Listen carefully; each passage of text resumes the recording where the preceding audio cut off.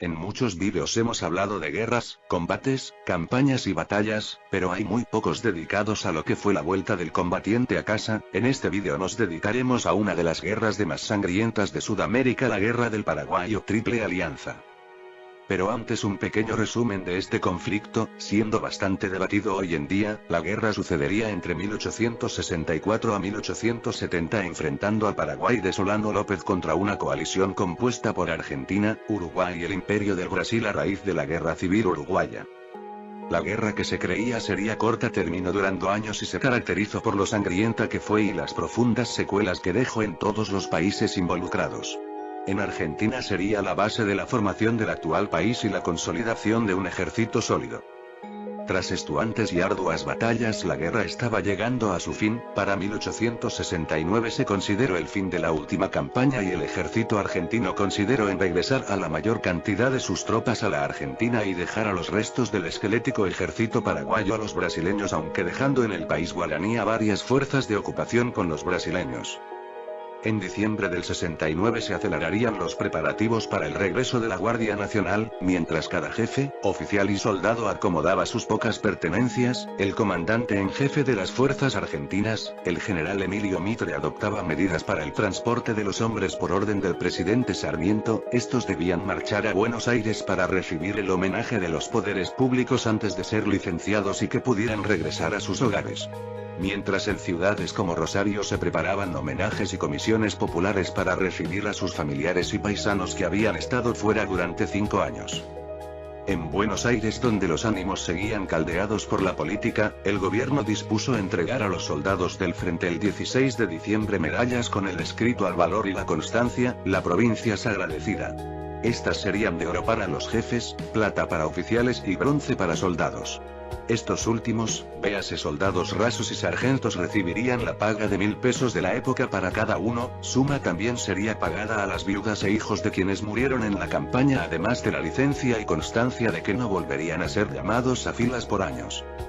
Los preparativos de la capital argentina serían estos. Los periodistas y cronistas seguirían a los guardias nacionales desde su desembarco, ya que estos volverían en barco al puerto de Buenos Aires. Luego de formar el muelle, estos desfilarían por un arco el triunfo ubicado en la capitanía del puerto al son de la marcha militar. Proseguirían a un costado de Plaza de Mayo para luego ir al Teatro Colón hasta Rivadavia. En sí se preparó una fiesta popular. El 30 por la mañana el telégrafo anunció desde Rosario que los buques transporte habían fondeado a las 10 de la noche frente al puerto y que seguirían su marcha a las 10 de la mañana hasta Buenos Aires, ya que todos los batallones, no solo los de Buenos Aires, sino también los provinciales, debían desembarcar en la capital y tras el desfile cada batallón sería retornado a su provincia de origen. Mientras los guardias argentinos estaban en Rosario, los santafesinos eran los más ansiosos. Desde la cubierta de los barcos podían ver a las multitudes saludando desde la orilla con la esperanza de ver algún familiar desde ese conjunto de uniformes y gorras azules. Emilio Mitre comunicó que estaba a punto de ordenar a los hombres desembarcar a los batallones Santa Fe, Rosario y Córdoba, lo que supe que los esperaban con grandes preparativos y finalizó con: llegó a toda la Guardia Nacional menos a los batallones de Entre Ríos y Corrientes.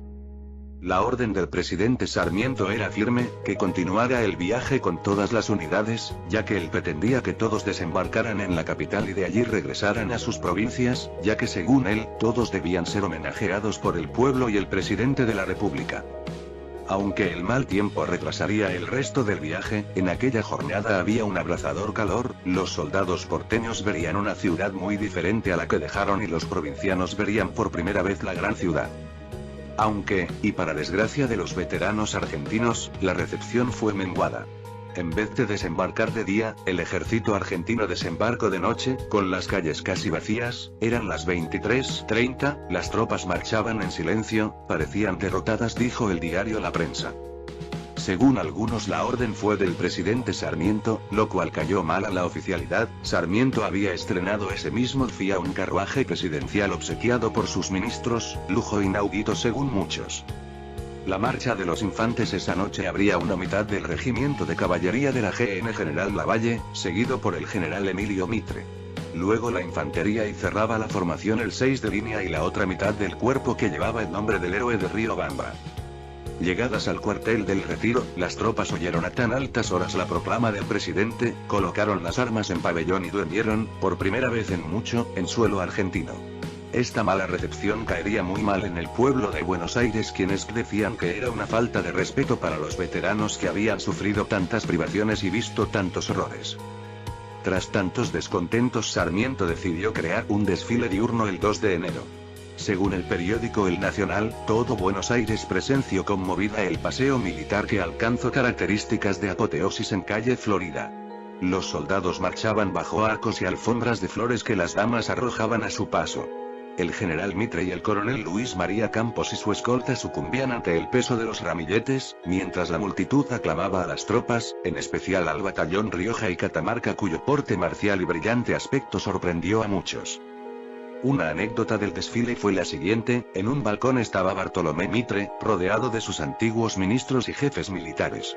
Al divisarlo el comandante del batallón San Nicolás, Juan Somoza, ordenó: batallón, alto. Y enseguida viva el general Mitre. El saludo fue respondido con voz estentórea por el cuerpo y el público presente. Momentos después se presentó un ayudante del ministro de Guerra para preguntarle por orden de quién detuvo la columna.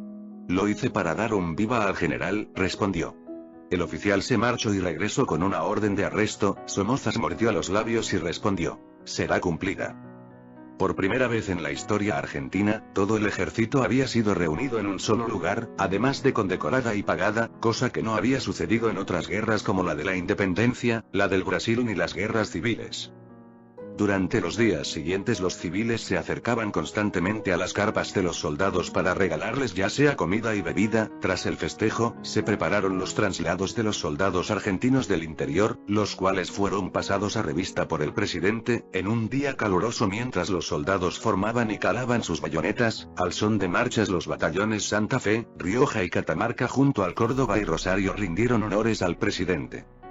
Causaba sorpresa ver a los jovencitos que habían marchado a la guerra como solo subtenientes ahora tenían rangos mayores. Ahora, tras muestras de afecto de parte del público y del presidente, resarcieron a los guardias tras la menguada primer recibimiento. Tras ser pagados y con papeletas que los excluía de ser reclutados o ser llamados a filas por 10 años, los soldados del interior volvieron a casa en ferrocarriles donde recibirían homenajes de las autoridades de sus respectivas provincias. En el Paraguay solo quedarían soldados de línea de los batallones 1, 3, 4, 5 y 9, la Legión Militar y el Regimiento de Caballería de Guardias Nacionales General San Martín. Como sucede en cualquier guerra, la reinserción de los veteranos a la vida civil fue dura. Los que lo prefirieron, decidieron seguir con la carrera militar en el ejército, algunos con suerte terminaron sus estudios y abrieron escribanías y periódicos. Los menos afortunados, que apenas tenían estudios, era más difícil. En los días patrios vestían sus chaquetillas y medallas, se convirtieron en el siglo XX en reliquias, ahora con el pelo y barba blanca. El último veterano argentino de esta guerra moriría en 1944, se llamaba Nicanor Sagasta.